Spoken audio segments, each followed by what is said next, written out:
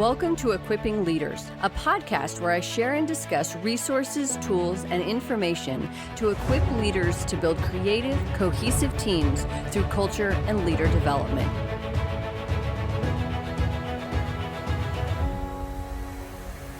Welcome to the Equipping Leaders podcast. I'm your host, Natasha, and today I'm going to be talking about social justice and leadership. Martin Luther King Jr. said, "Injustice anywhere is a threat to justice everywhere." The past few decades, we've seen a dramatic shift in the way that team members show up in the workplace. We no longer live in a world where people are forced to compartmentalize their lives and leave things at the door.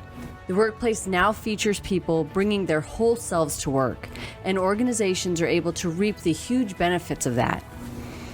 When an individual does not have to hide certain aspects of themselves in the workplace, they're able to be better team members, have more courageous conversations, and contribute like never before. COVID-19 was also a catalyst in this decompartmentalization. All of a sudden, we had a glimpse into our teammates' lives like never before, all while we were trying to figure out how to still work together, even while apart. While social justice issues have been a part of leadership for a long time, the past few years have brought to the forefront the necessity for leaders to be able to speak on these types of issues. This is not only because they are leaders who have a stance on something, but rather it's a demonstration of inclusivity and an acknowledgement of how social issues impact team members and an organization. Ultimately, regardless of whether a leader opts to have a public opinion of a social issue is not the most important thing, but educating oneself on those issues is of the utmost importance. We have all heard that the most effective leaders have high EQ, or emotional intelligence, which includes aspects of self-awareness and managing the environment. An aspect of emotional intelligence is social awareness, and this includes empathy and organizational awareness, and this is also where leaders can stand apart when it comes to social justice issues. There are many things that are occurring throughout the world that do not touch each of us on a regular basis, so we can't know about absolutely everything. Some things never even happen to us at all, and it makes our ability to see them happening to others even more difficult. As leaders, we need to be aware of the social issues that impact those we lead, even when they do not seem to impact us. Knowing what is going on with those around you is imperative, not just because it's part of being a good human, but it's also a part of being an empathic and effective leader. We must have the ability to have courageous conversations, and these conversations are a mix of empathy, awareness, and education. If you attempt to go into a conversation on social justice with your own limited knowledge and experience, even when you're going in with empathy, the conversation will not have the effect that you intend. In fact, it could end up just being uncomfortable. It's no one's responsibility to educate you, especially the people that you work with or who work for you. It's your responsibility to educate yourself, and there are numerous resources available for leaders and individuals who are looking to educate themselves in multiple areas. One side is finding and leaning into external resources to educate oneself, but the other big piece of that is listening. People will tell you their struggles and concerns, even if they don't say them outright. If you listen, people will tell you what is on their hearts and on their minds. On September 1st of 2021, the state of Texas passed a law that banned abortion after 6 weeks of pregnancy. Many states have intense laws like this, especially around abortion.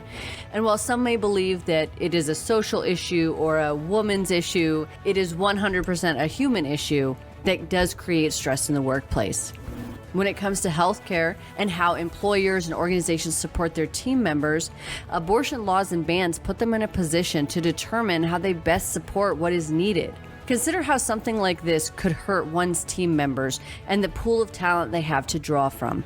If you operate within a certain state that has intense abortion bans and laws, then individuals who might need those services are going to go where those services are available, and that could make them unavailable to you. Let's also be clear real quick too that abortion laws and bans are not just about the act of receiving a safe abortion should an individual want or need one. It also impacts other aspects of reproductive health, specifically in women.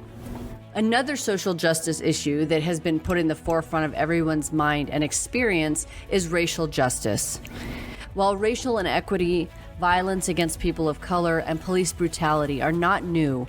We are talking about them more in the workplace. And this is a huge step forward in itself because we have been talking about and toting diversity and equity and inclusion in the workplace, but somehow we manage to avoid these types of conversations.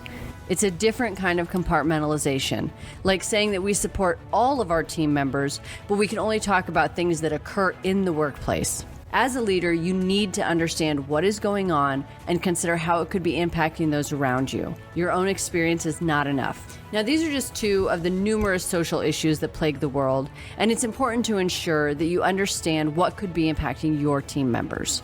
It's also valuable to understand that social justice issues intersect and are tied together in unique, sometimes expected and sometimes unexpected ways. So we need to be aware of what they are and their potential impact. This is a place where leaders learn how to have those difficult interactions and courageous conversations. However, neither of those can happen if a leader has not done the work to build trust among their teammates. Think about that. If a leader who only approached you when something was wrong and didn't take the time to understand you or your development in the organization, all of a sudden comes to you and wants to have a talk about social issues and see how you're feeling about what's going on and anything that could be impacting you, that would just be jarring. It would also be wildly inappropriate. So I'm not saying that these conversations are shaped as like, let's talk about abortion now, but rather it's having the awareness that the people around you are impacted by something and what you can do to make space in the environment for people to work through things that are a threat to their identity or their rights. Something that often happens around social justice issues, probably everywhere, but specifically in the workplace, is the propensity to make a major issue an agree to disagree situation. When people are hurting, denied access to something, or are experiencing fear around something, agreeing to disagree is not an option. We must start with acknowledgement and then be willing to have the conversations that people need so they feel seen and heard in the workplace. When we do this, it creates a space where people really can do their best work because they are not hiding or holding things back. When we do not force people to show up in a certain way or keep things to themselves or quote unquote be strong, it allows them to actually process things in their own time. Leaders must build trust with their teammates and continue to educate themselves and be more open about social issues. You're the leader, so go first and be courageous. Thank you for listening to this episode of Equipping Leaders.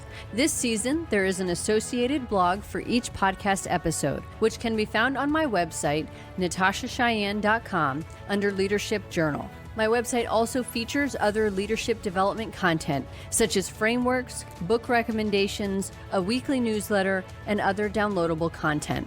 You can also follow me on Instagram at novel_Natasha and on Twitter and Facebook at Natasha Cheyenne. Join me next week for another episode.